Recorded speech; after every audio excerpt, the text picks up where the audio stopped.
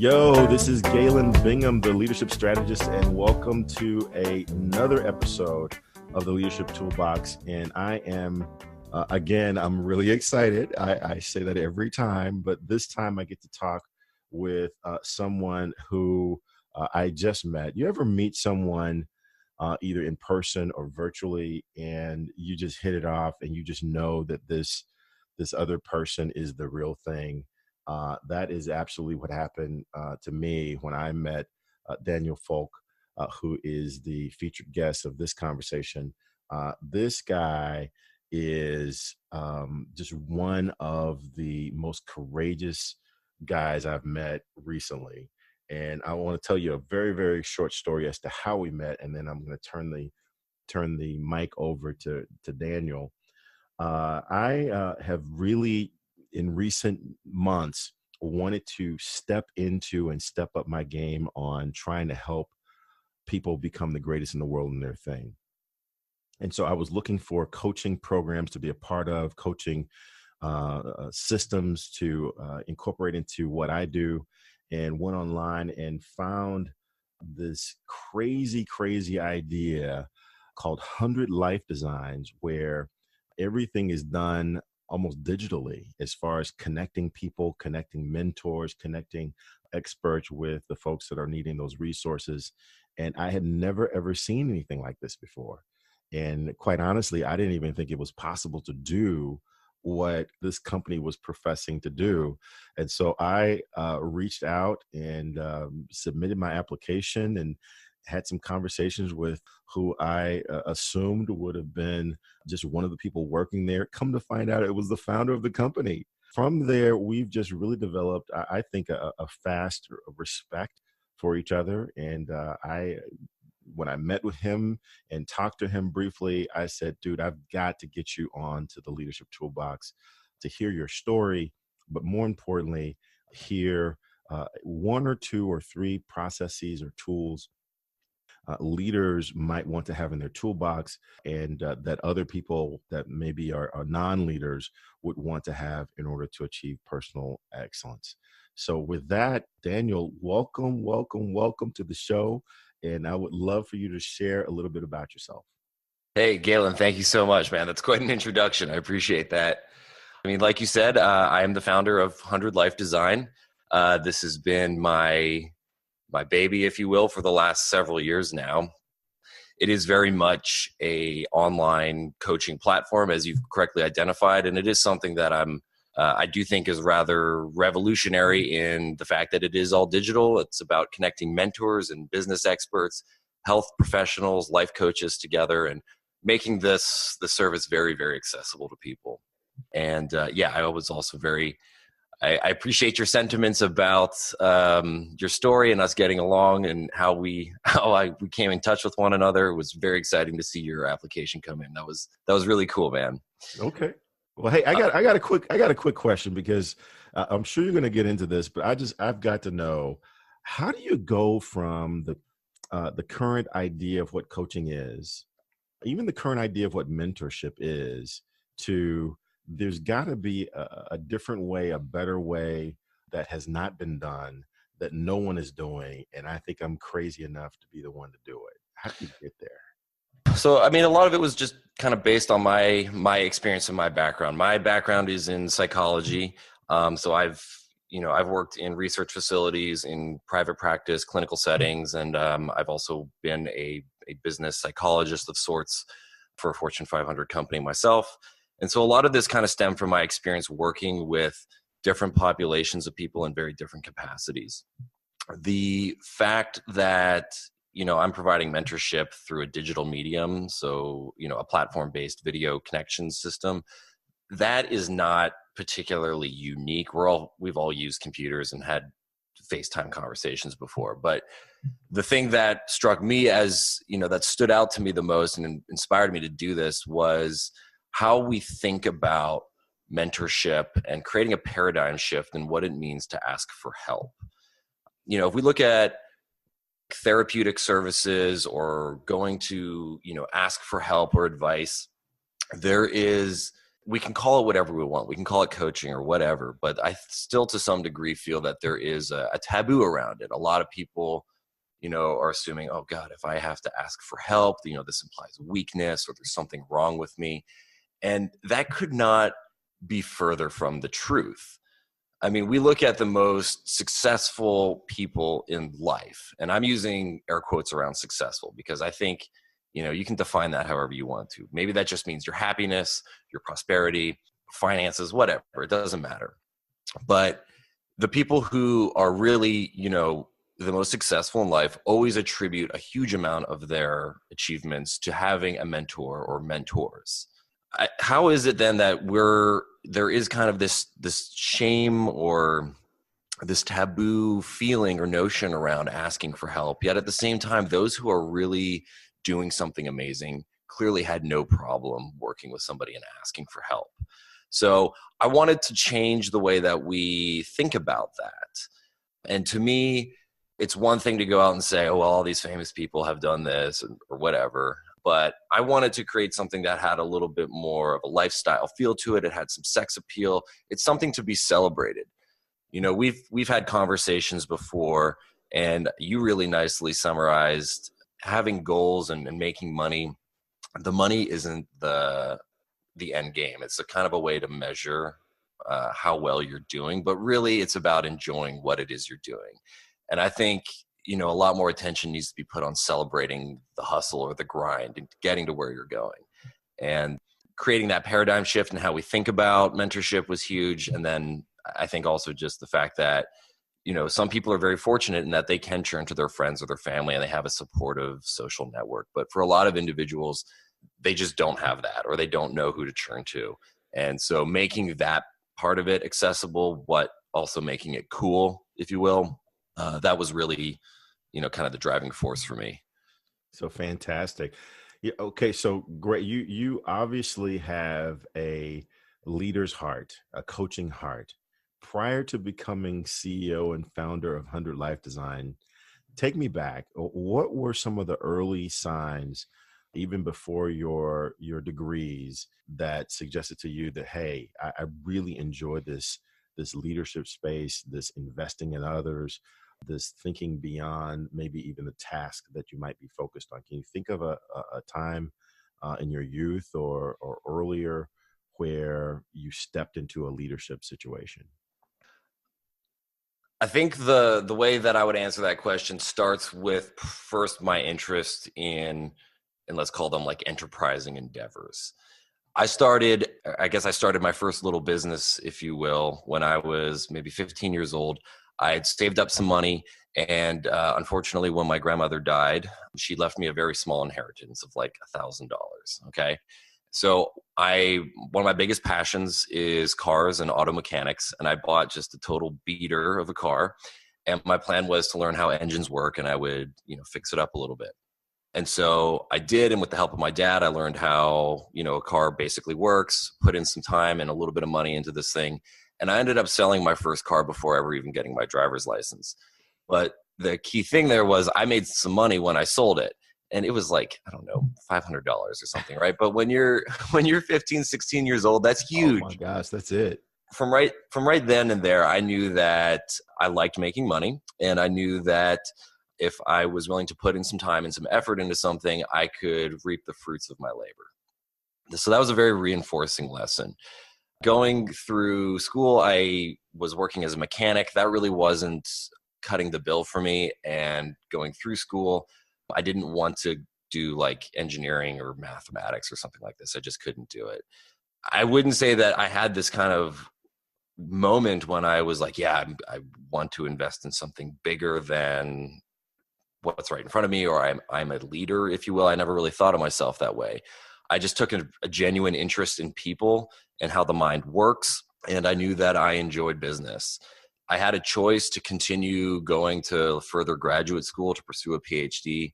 But ultimately, I felt like I could do something bigger than just working with one person. If you become a psychologist or a doctor, yeah, you can do group therapy, you can write a book, or sure, there are ways that you can help large amounts of people, but by and large, it's mostly just one-on-one stuff.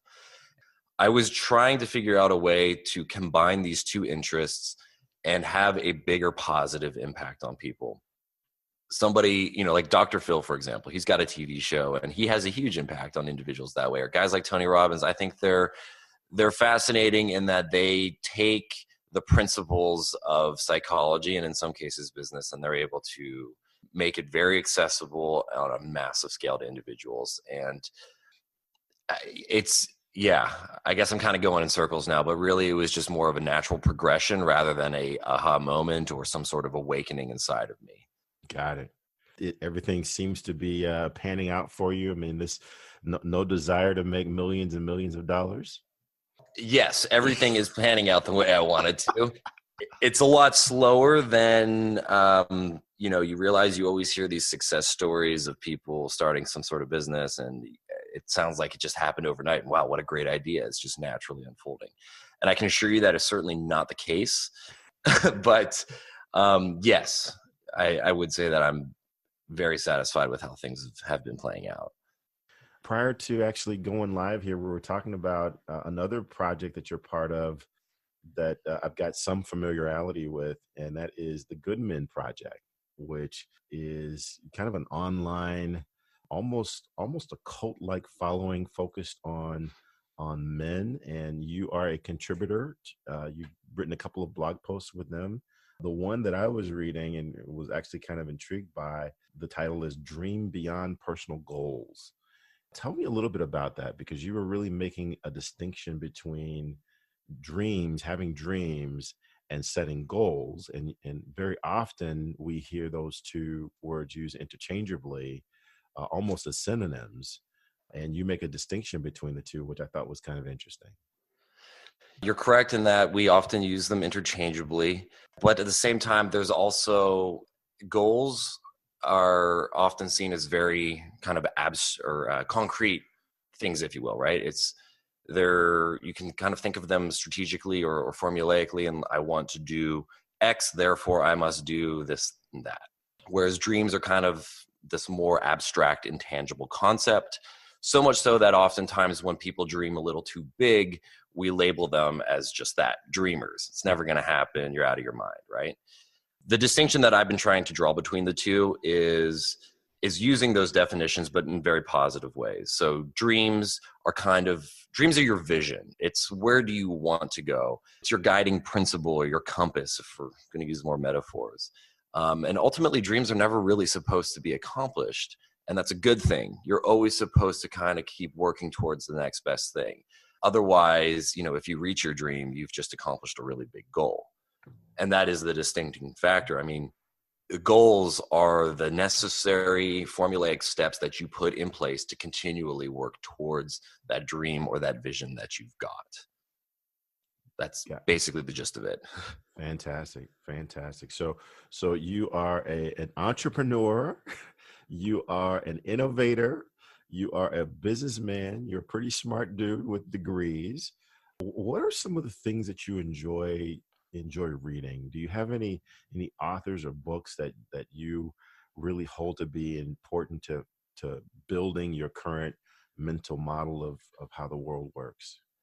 I need to preface all of this with, I appreciate you calling me a leader, and I suppose I am. I just really I've never thought of myself as one in that way.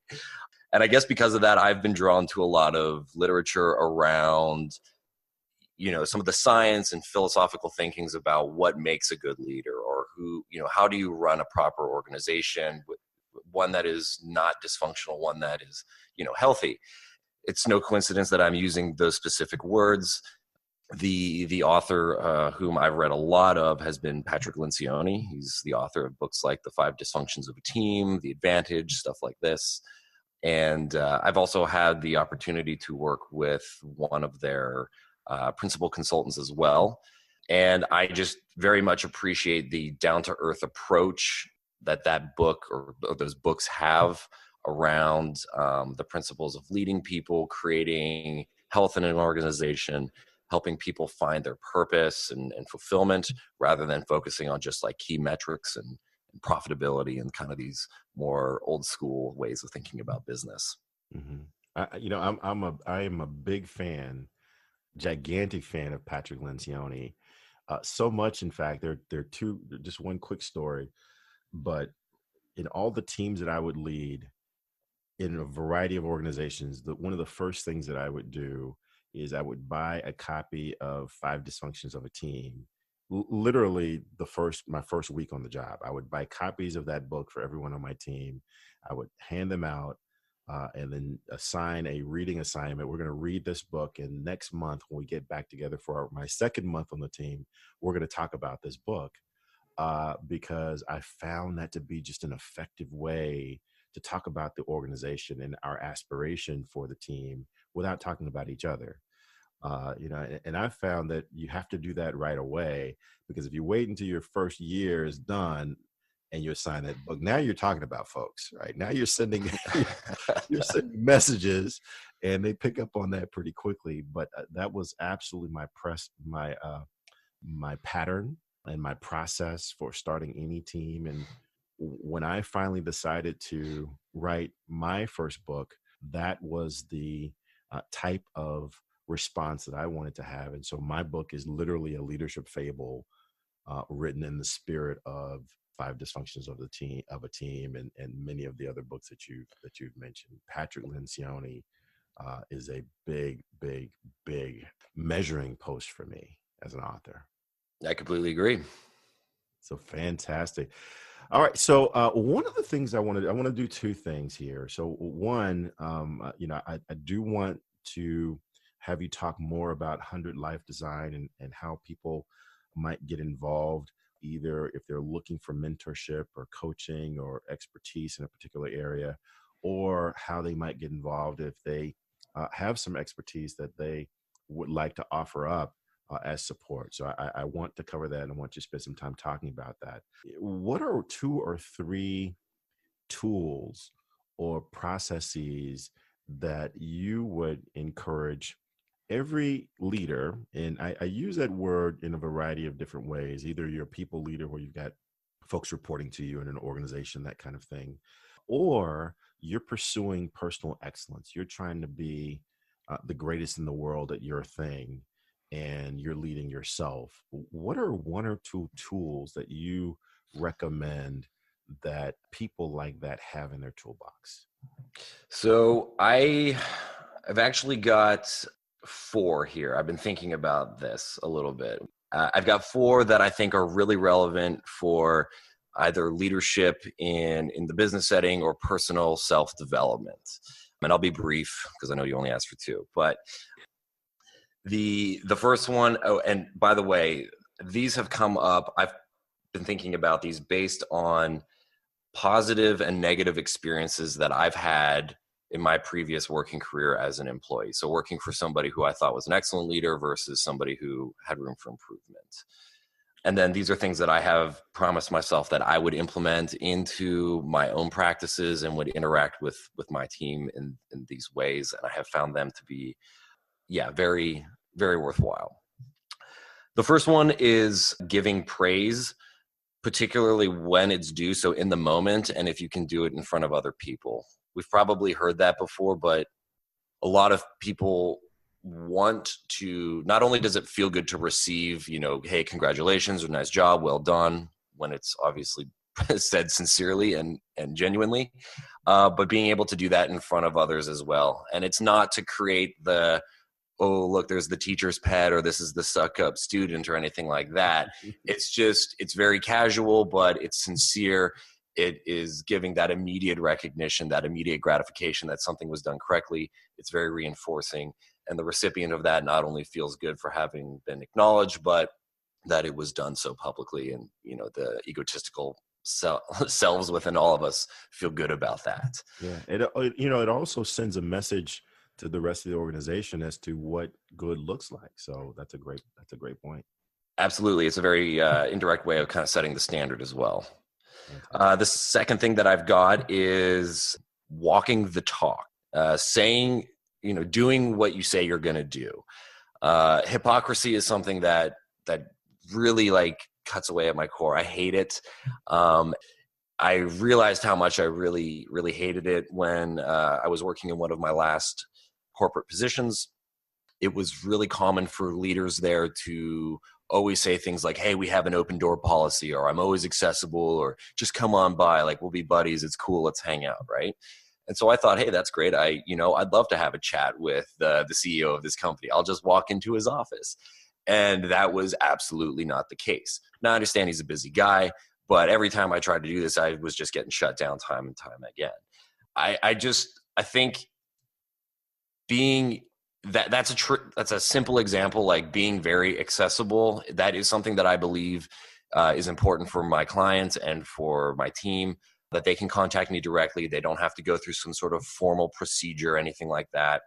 But more broadly, it's about, if you do say you're going to do something, or if you announce it, publicly, you have to follow through with it, or your reputation and credibility just goes down the tubes. If you need to make adjustments, then fine, but explain your logic and rationale behind doing that. And this is just as true for our personal lives and our reputation in social settings as well.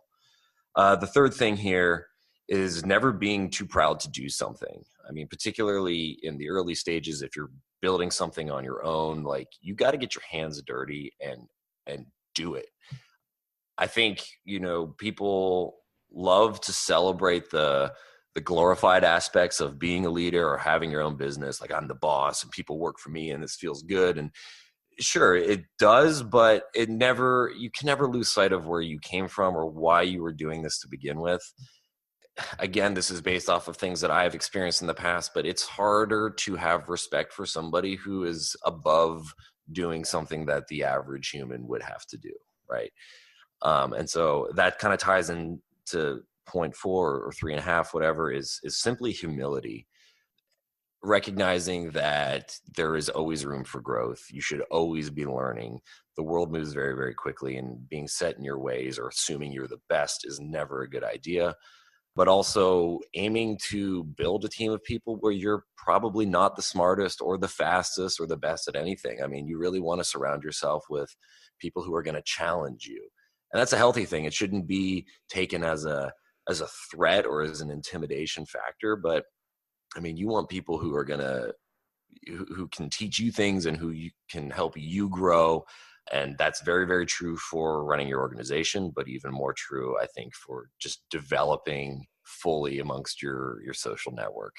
Yeah, I love all 4 of those things that you mentioned, but that last one in particular is really something that's haunting me right now, and it's this idea of having the courage to have people on your team that might be better at tasks than you are, because the common notion is that if you're the leader, then you've got to be the smartest guy in the room, you've got to be the best player on the team, and many people have done that, and you can certainly go down that path. But wow, if my organization is full of people that do not perform better than I do, then my performance, my success is going to be limited. So you've got to have the courage, I believe, to hire smart people, to hire talented people, and then leverage what they do. I mean, it's one thing to hire them. It's another thing to say, hey, Daniel, you do this incredibly well, much better than I would. What's your advice? What's your thought on this? And that takes courage. I absolutely agree with you. I think part of that fear also stems from the fact that, or from the perceived notion that, okay, if there's someone else on the team who's better than me, then they're not going to see me as the leader. Not only will I lose my important power and all this kind of stuff, but who's to say that they won't just take over and steal my position or become my biggest competitor or something like this? And I think I don't think people are naturally malicious that way, but I think they will become malicious if you exploit their advantages in some way. So I think the last thing I would add to what you've just said is that if that person, if you are leveraging their ability in some way and it is proving to be profitable or successful, that individual needs to be made aware of that and rewarded for it, or you might create a problem for yourself in Sure. some way. Gosh, I could talk for the next 30 minutes just on those 4 points alone. But I want to get to talking a little bit more about 100 Life Designs, because as I started, this has never been done before. As a matter of fact, what you are doing is impossible. It can't be done, but yet you're doing it. How would you encourage people to get involved with 100 Life Design, regardless of what end they're on, whether they're looking for mentorship, whether they're looking for coaching, or whether they found their thing and they are on their journey to being the greatest in the world at their thing, and they want to offer that up to someone else.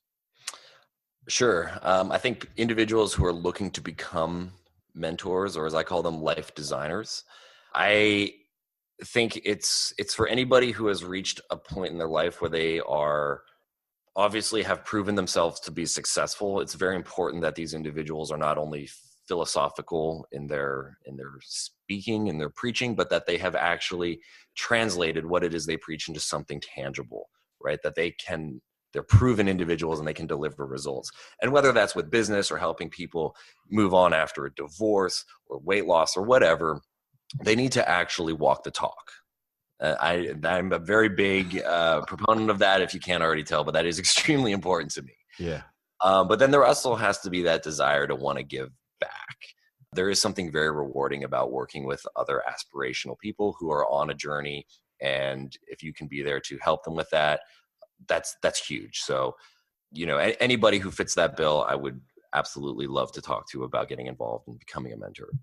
Likewise, individuals who are seeking these types of services, I think, are people who, first of all, there has to be that need. You have to want to improve at something. Relationships, your career trajectory, your overall happiness, whatever. And a lot of people have challenged me in the past and said, like, well, I can just go on YouTube and I can watch videos for free, or I can read this book, or, I can talk to my parents about it. And you absolutely can. You absolutely can. The biggest difference with 100 Life Design and receiving professional transactional mentorship in this sense is you are speaking with somebody who not only has all of this, training, professionalism, as you had said, leveraging the experience of other people who are, in some ways better at that one particular thing than you. And there's a huge value to that. But it's also making it extremely personal and without any sort of strings attached. And what I mean by that is, yes, I can go on YouTube and I can watch free videos and I can read the trendiest self-help books right now. And those, I'm not discrediting any of that. There is a lot of valuable information in there. But it teeters on the line between this is directly applicable to my life and this is kind of like a horoscope. It's written in generic terms so that you can kind of plug in your own situation into it, but it is a one-way street and it doesn't provide you that feedback. If I'm able to, however, work with a mentor or a coach, I'm able to personally tailor that experience to exactly fit my bill. And that's going to significantly increase the chances of me following through with whatever it is I'm after. And with the no strings attached notion, a lot of people have hidden agendas for each other. And I don't mean that in a cynical way. It happens by default. It happens out of love. If we talk to our partners or our parents about it, they might have an idea of what they think is best for us, and they will tailor their input or their feedback or even their body language to slightly nudge us or convince us to go in one particular direction. This is really common, especially when talking with, say, our parents. They do it out of love. They care so much for us, but it may not be the ultimate best thing for us.